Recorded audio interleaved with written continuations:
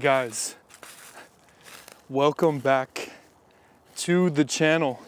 It has been a long time. Look at that. Got some rabbit scat or some squirrel scat right there. We are gonna do a go bag video, an updated go bag video. I'm gonna kick this right off and just get right into it.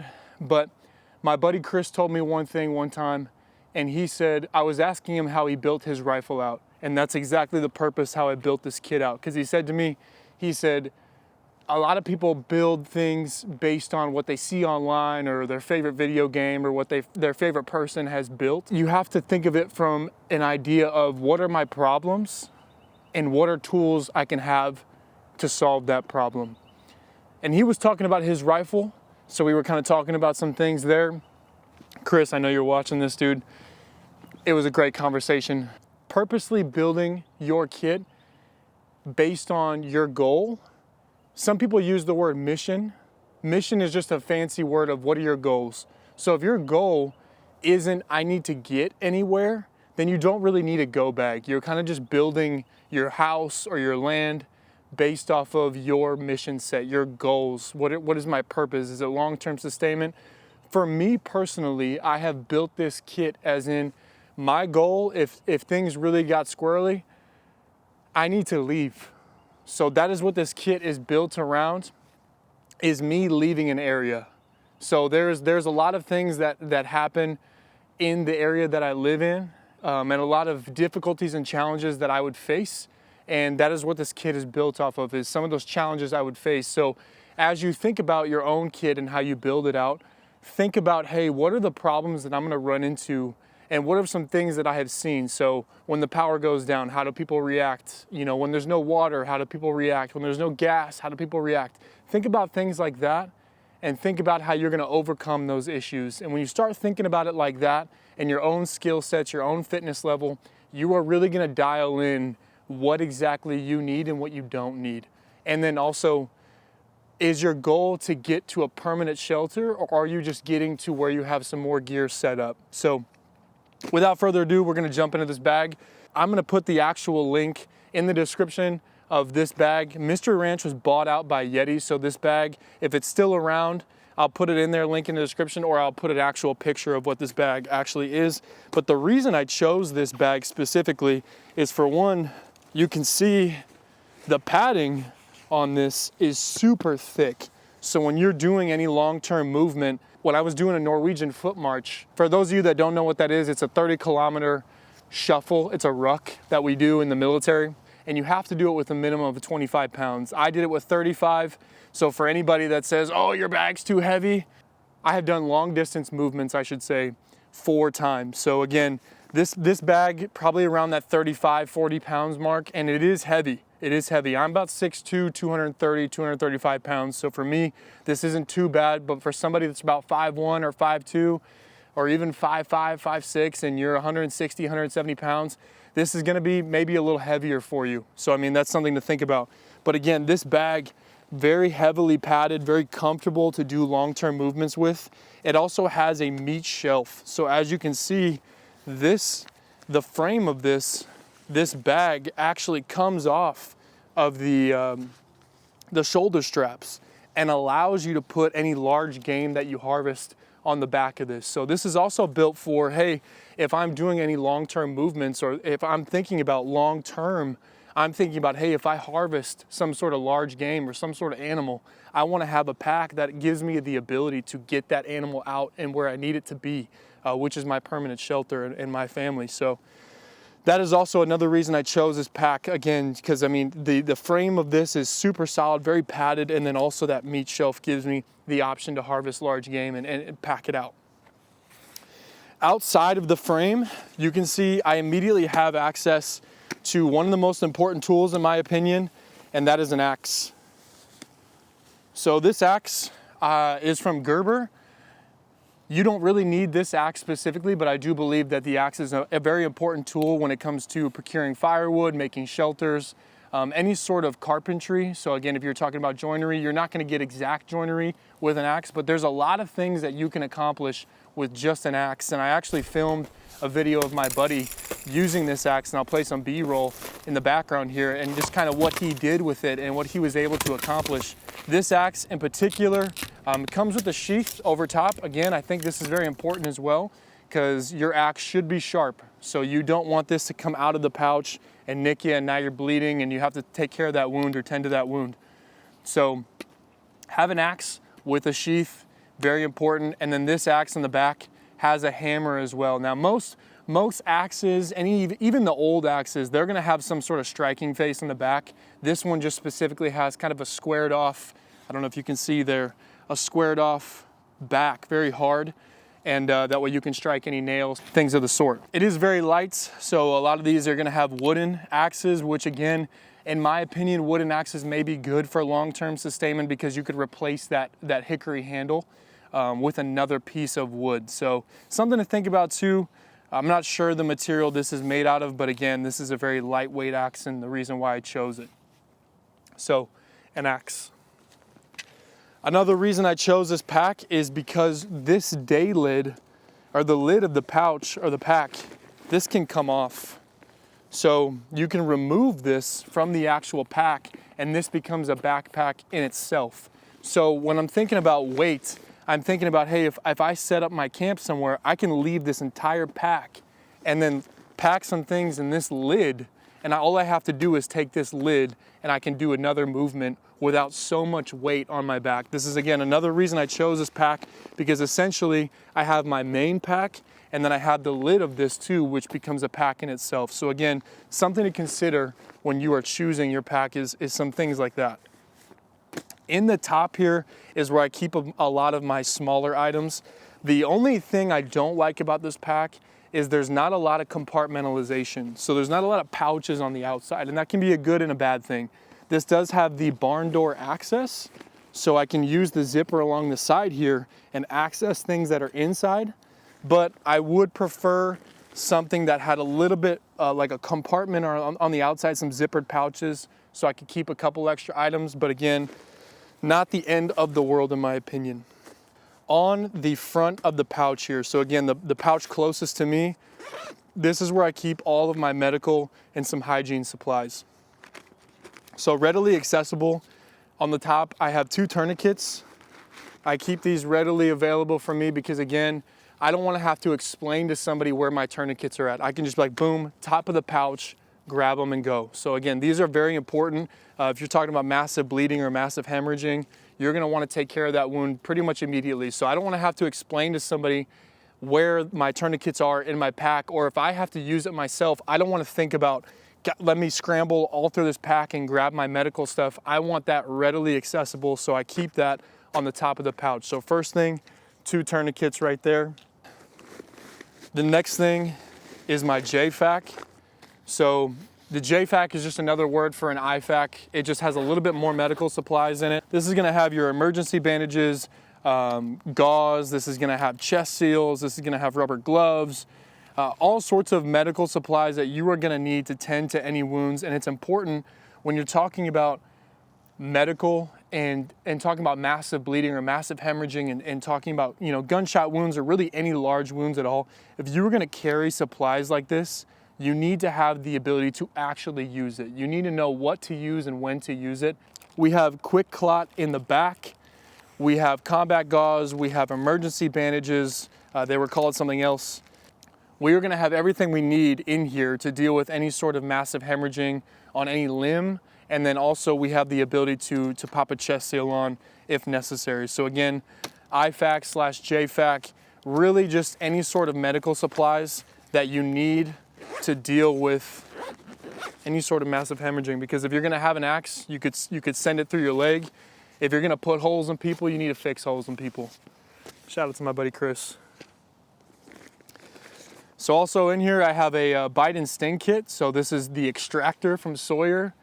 This is essentially to pull out any venom from a bite or a sting from a snake. Very simple, very straightforward. It's pretty much just one big suction device that sucks out the venom That way you can, again, get some medical attention. Because again, this isn't gonna be a permanent fix, but this is gonna give me just a few more minutes or a few more hours, just like the JFAC. The JFAC isn't gonna be a permanent solution. The bee and sting kit from Sawyer isn't gonna be a permanent solution. I do wanna seek some medical attention. Again, this is where you're talking about community. Lucky for me, my brother's in medical school, and in that community that we already have, he's gonna be able to tend to my wounds, or at least somebody that has some better medical knowledge and understanding is gonna be able to tend to those wounds to me. But again, you wanna be able to patch yourself up out in the field and then seek further medical assistance. So I have a little boo-boo kit. So again, I have my JFAC, my trauma, and then I have some Band-Aids, Tylenol, chapstick, just butterfly bandages, some gauze. I have some extra quick clot in here too if I need it. This is just gonna be, again, you wanna have your trauma kit, and then you also want your boo-boo kit as well. I have some basic hygiene, so I just have some toothpaste, toothbrush, and some dental floss. You don't want those teeth going bad. And then I just keep a little bit of like a hand warmer in here. We're getting out of the cold season, but again, just having something readily accessible that can just keep my hands, or just toss them in my boots or something if my feet are getting cold. This also helps deal with any sort of shock. Somebody getting cold, you can throw a blanket around and give them these hand warmers. It's gonna help them out too. I'm gonna open up my big pouch here real quick, because we are gonna grab another important tool that I keep in here as we dig in. I keep just a small piece of canvas readily accessible, because when I'm putting my tools down, or when I'm gonna change my clothes or anything, I just wanna keep myself and my feet dry and all of my gear pretty clean. So keep a little canvas with you. All right, as we get into, this is gonna be more of my utility pouch here on the front and this rolled up deal. So right off the bat, I have a pair of cowhide gloves. I have found in my experience that the mechanics gloves, they're very sexy and very tactical, but I have gone through 7 or 8 pairs just in my day-to-day job, and they're not very good for long-term sustainment in my opinion. So if I just want a pair of gloves that work, then I'm gonna use these leather gloves. However, this is one of those things that I wouldn't be operating a weapon or anything that I actually needed to use my fingers very surgically, in my opinion, because again, these are a little bit of a looser fit, but these just hold up a lot longer than the mechanics gloves. So something to think about as well. But when I'm using an axe or gathering firewood, or just trying to protect my hands against maybe some glass that's on the ground, or just anything in particular, I'm gonna use these gloves compared to a mechanics gloves, just because again, these are gonna hold up a lot longer, and they're also cheaper because they're not that name brand mechanics. So a pair of gloves. Right off the top too, I have a flashlight and a headlamp. So this headlamp, this is run by AAA batteries. This also has the ability to do white light, red light, and green light. So just the ability to have all 3 of those, in my opinion, is very important. And then also, as you'll see, I have ditched pretty much anything that's USB-C charging capable. For long-term sustainment, this may not be the smartest idea, because I could have a solar panel and charge my stuff USB-C and then have it for a longer period. But I find that the batteries just keep longer in the cold, and the USB-C, sometimes the chargers go bad, your charger could get wet. Batteries, just keep them in a sleeve. These are gonna be good to go. So I have a flashlight and a headlamp. That way I can just don this on, and then if I need to see what I'm getting into in my bag, if it's nighttime, I can use that red lamp, or I can use the white light even in the day, or I can use it in dusk and dawn, and have that capability to be able to see what I'm grabbing, because it would definitely suck to be in the middle of the night and then trying to figure out what I'm looking for if I really needed it. So headlamp and flashlight right off the bat, just so I can see what I'm getting out of my pouches. I have camo face paint. This is a little bit of a stretch, because again, this is probably more for an engagement, but if I'm doing any sort of long-term movement, I'm gonna have my recce rig and my rifle on the front, so if I needed to camo up quick, I have some camo face paint in the front. 550 cord. This is gonna be important for a couple things. If I'm doing any shelter building, And then if I also need to use the internal cords for any sewing capabilities, I have a sewing kit as well. So this is gonna have a few different needles. So I have just some buttons and then a zipper in there too in case I need to fix a zipper. But the most important thing is I have some heavy duty needles in here. And this is gonna allow me to utilize, I can strip the outside and then kind of gut these inside this cordage. And with that heavy duty needle, I can start to use this thread and use it for sewing as well. So not only do I have about 100 feet here, I shouldn't say 100 feet, I probably have a good 50 to 100 feet here in cordage, but then also I have some cordage to sew with too if I needed that option. So sewing kit and some 550 cord. 550 cord, pretty much endless in your use cases. All right, coming up, this is a map cover. So this is gonna keep any map that I'm using waterproof. This is also gonna give me pretty much an inside look. And then I have, in this plastic bag, I have my map markers or my map pens that I can draw on this with. And then I also have my compass as well. So I can do any sort of land navigation with my map, my compass, and my map markers if I need to identify things on the map. If I needed to sanitize my map, I'm not making permanent markings on my map. I'm making it on the outside. So if for some reason I needed to wipe this off and I was worried about this getting into the wrong hands and I didn't want if I didn't want anybody knowing on where I was going, I could wipe this clean instead of making permanent markings with a permanent marker on a paper map. So having a solid compass and knowing how to use it, and then map pens for any land navigation. I'm gonna be doing a land nav video in the future. So if you are curious on that subject, please leave a comment below and I'll make sure to get that out. Just some basic land nav stuff and what I know. In addition to that, that is a very perishable skill. So if you don't practice, you could definitely lose that. So I have a Write in the Rain notebook, and in there I have all of my notes when it comes to land nav. On the inside of your Write in the Rain, you are gonna have map scales as well. So this is a very useful tool when it comes to land nav. Again, we're gonna do an in-depth video on this, but having a Write in the Rain and then also just keeping some notes in there, because again, it's a very perishable skill. This is important.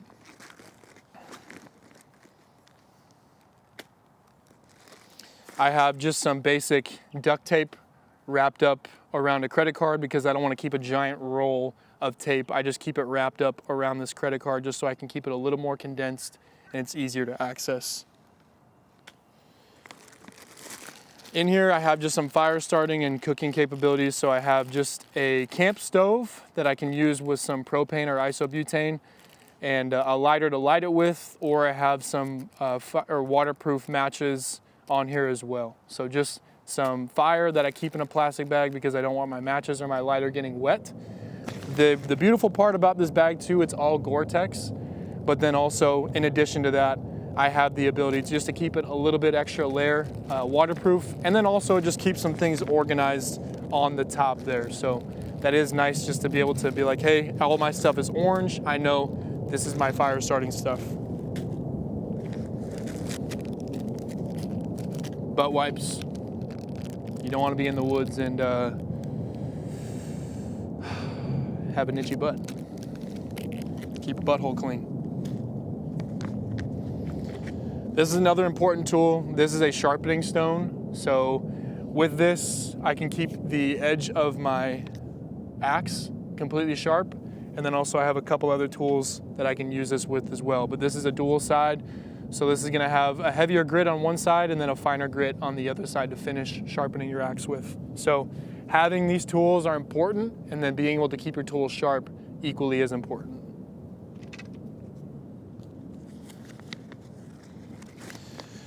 So I don't keep anything in my bag that I'm not completely comfortable with. And one thing that I'm not completely comfortable with is wildlife and edible berries and edible plants. So I do just keep some field manuals on here. I actually picked these up at Barnes & Noble's, I think for what? This says $8. $8 I picked these up for, and these are not paper. These have a laminated outside, so these are not gonna get wet. These are not gonna get ruined with any water. I can take these pretty much anywhere, keep them in my pocket. And then I also have a medicinal plants guide as well. Luckily, my woman, she's very familiar with holistic medicine and things like that, but also for my own knowledge, I want to have a pocket guide for medicinal plants. So again, if you're more capable than me in that realm, good for you. But if you're not, it's probably something good to keep around just to double check as you're going through the woods. You can verify, hey, can I eat this? There's some basic practices is smell it, you know, maybe touch your tongue with it if it's sour, or if it, you know, if it feels your tongue gets tingly, you shouldn't eat that. And then I keep some spare batteries in here. This is a little bit lighter than what I do carry. I have some spare batteries in my everyday pack right now. But just in here all the time, I keep at least 4 of them. I can power my flashlight and my headlamp if it ever went out.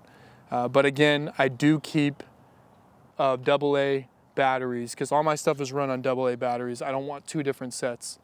I keep an abundance of AA batteries in a different pack that I would just stuff in here if I ever needed them. But that is all from my top pouch. Is just my utility pouch. So we've gone through the medical on one side, my utility stuff on the other side. So we're pretty much getting through this bag pretty quick. This isn't really an insane theory. Again, this is just stuff that if I'm like, hey, I'm moving somewhere, these are things that I need. Again, we have the barn door access as well. If I needed to get anything from the side, kind of show you that from that angle. If I needed to get anything from the side, I could open up from the side and I could get some of my items that we're gonna go through here. So right off the top, I do just keep, this is a pot. This is a foldable pot that I could put that on the camp stove with the isobutane, boil some water quick. Then I also just keep some oatmeal. These are good carbs, good energy, just something quick that I could boil up and keep moving. This is more, hey, I've got my rifle, I've got means to hunt, kill, and clean small game and large game. So just for anything quick, some oatmeal will do. This pack right here, I can readily identify, these are gonna be, I got my rangefinder right here. This has some limitations. This has a black reticle.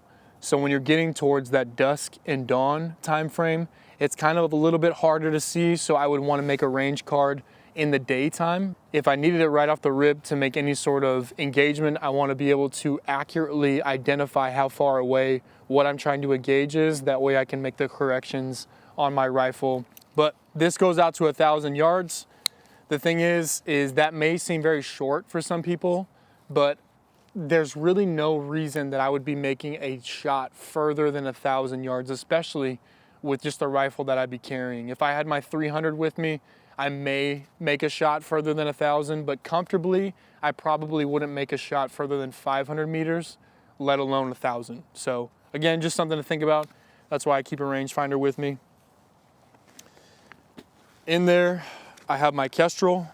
I keep my Kestrel in here. I also keep the instructions just because, again, this is a perishable skill. If you've never used it, it's a pretty sweet little deal.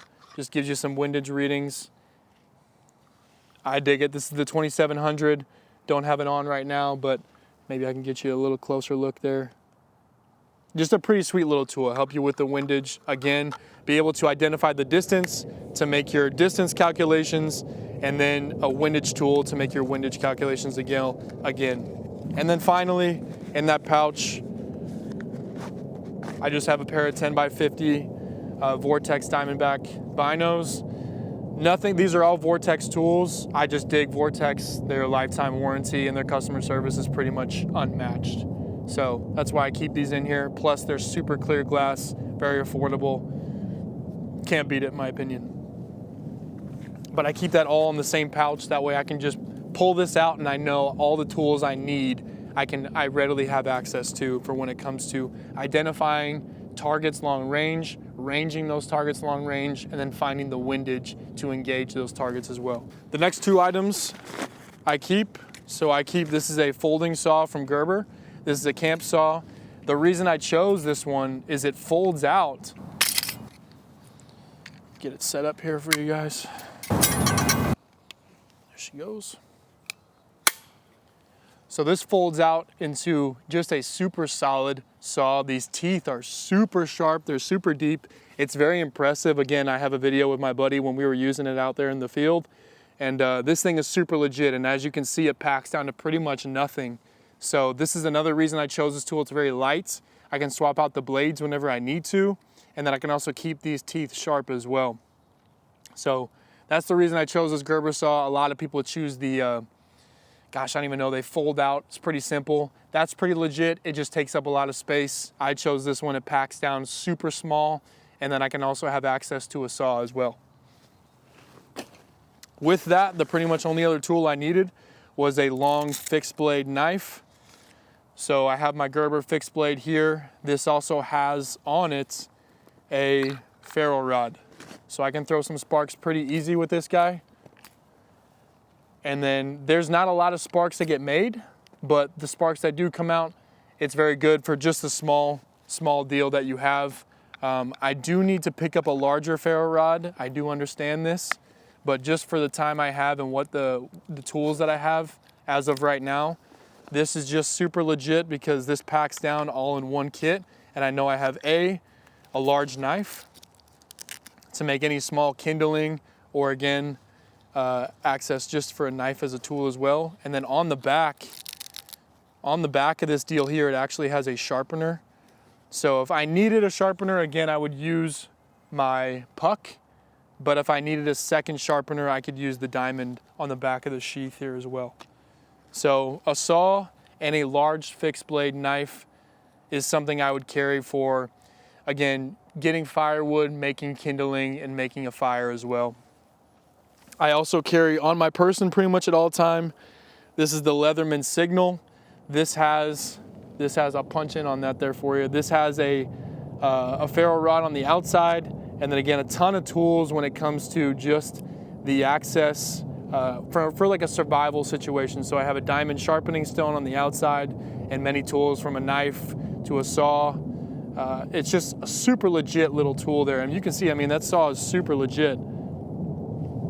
So can't beat it in my opinion. I think it's starting to rain on me. I also keep a poncho in here. This is a very large poncho, so I can use this. This is the old military style ponchos. All you do is put your head through it, and then this is going to give me the ability to make a short-term shelter if I needed to put this over something quick and kind of make an A-frame shelter, or instead of keeping a pack cover in here for this as well, I can don this on, and then this is going to go over my pack to keep my kit and myself dry. Again, this is a Gore-Tex pack, but having something over it never hurt as well. This also gives me the ability to put on a different set of camouflage for myself and my pack. So a poncho.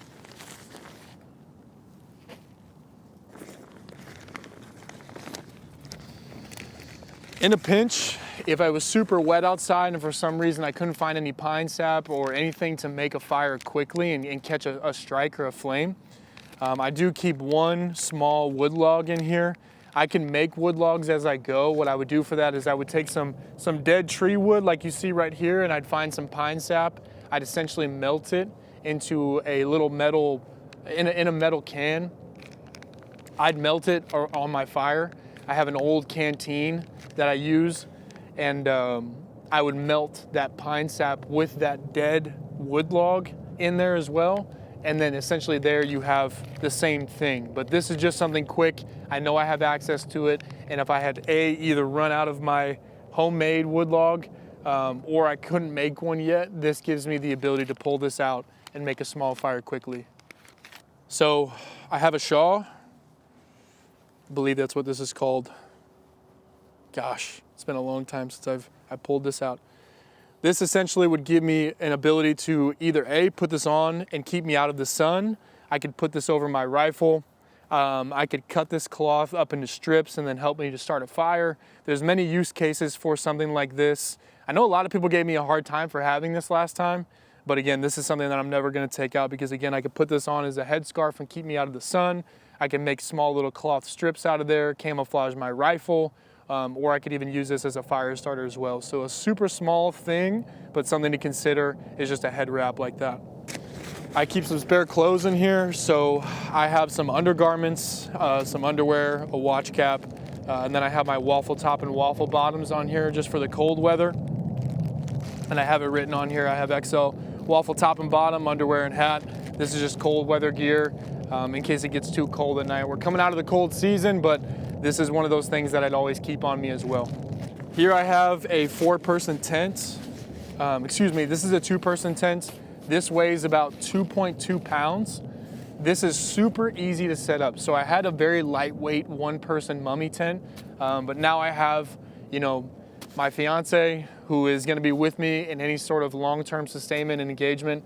When you need to get out of a situation or weather quickly, having something to set up quickly as well is just equally as important. So I did kind of bite the bullet on a little bit more weight, but it's a larger shelter, very easy to set up. You can set this up probably about 60 seconds. A tent, this is something that's a little bit more of a comfort than it is useful, especially if I was trying to stay hidden. I wouldn't use something like this. We'd probably be sleeping on the ground or some sort of makeshift shelter. But again, if I needed it, I had a tent. Sleeping pad. This is not an insulated sleeping pad. So again, I understand that the insulated sleeping pads, they're gonna keep that ground temperature away from you. But with my sleeping bag and myself, this is gonna be plenty for me. And then again, my fiance, she's got one of these as well. So some sort of sleeping pad to sleep on. This is again a luxury, but a small luxury that can keep you comfortable. Sleeping on the ground sucks. So having some sort of sleeping pad is gonna save you in the long run.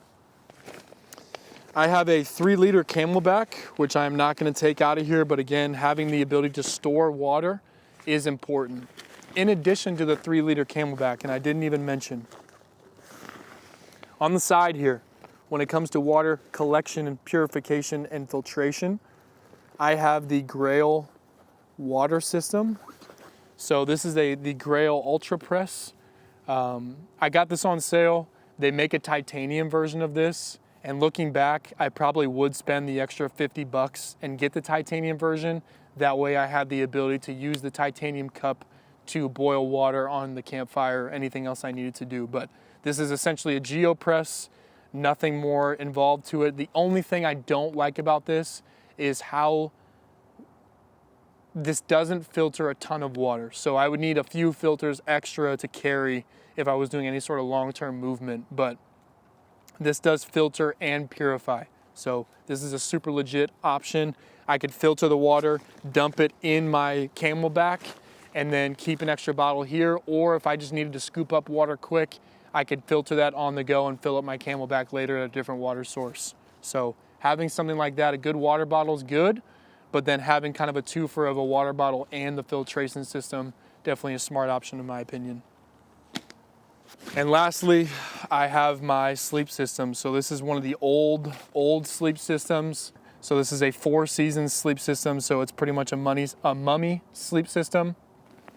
Has a mosquito net over the front, the whole 9 yards. So having some sort of sleeping bag, essential.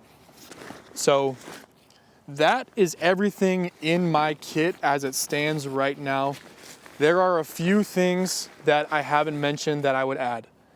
For one, I am looking to get into amateur radio. So with the current situation in the state that we are in, having some sort of capability to make long range and long distance radio communications is important to me because a lot of my family and my friends are spread out. So this is something that I'm looking to get into. And again, this is a community. So any comments or any input on my kit or your opinions on it are very welcome. And I appreciate the feedback always.